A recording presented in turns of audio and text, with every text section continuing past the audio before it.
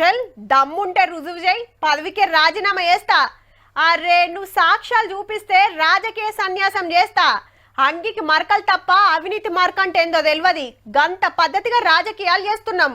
హబ్బో మీ అవినీతి కంపు పినాయిల్ తోటి గడిగినా పోదు, జర బయటకు వచ్చి అడిగితే తెలుస్తుంది. గిట్లుంటది లీడర్ల నడుమ. నువ్వు అంత తిన్నావు, నువ్వు ఇంత తిన్నావని ఎత్తేసుకుంటారు. అయితే దేశంలో ఉత్తమ ఎమ్మెల్యే ఎవలంటే ఈ మహేష్ సారేనబ్బా. ఉన్నది ఉన్నట్టు చెప్పేసిండు. మళ్ళా 10% के विधायक निधि का कमीशन भी मिल रहा है, ईमानदारी की बात तो ये है. సంజయిందా? ఏ ఫండ్ వచ్చినా 10% కమిషన్ పక్కా తీసుకుంటామంటాండు భాజప్తా. మాకు జీతం కమిషన్ రెండు తీర్ల ఫాయిదా. కార్యకర్తలకేం లేదని చెప్తే వీళ్ళకేం అర్థమై పాడైందో సప్పట్లు కొట్టవట్టిరి.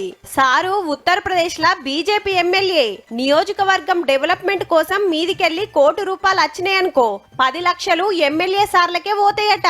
కడమ 90 లక్షలకెళ్లే పనులు.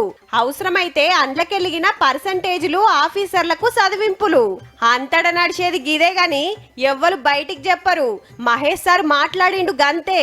కానీ మీదికి చెప్పేది ఏందంటే పబ్లిక్ కు సేవలు చేస్తానికే రాజకీయంలోకి వచ్చినాం, జనాన్ని ఉద్ధరిస్తానికే పదవి తీసుకున్నాం, వాళ్ళ తిప్పలు తీర్చుడే మా జీవిత లక్ష్యం అన్నట్టు మైకుల ముంగట గప్పాలు కొడతారాయే. కమిషన్ల గురించి గింత క్లారిటీగా చెప్పినందుకు కడమ ఎమ్మెల్యేలంతా ఎంత తిడుతున్నారో గాని పబ్లిక్ అయితే తారీఫ్ చేస్తుండొచ్చబ్బా.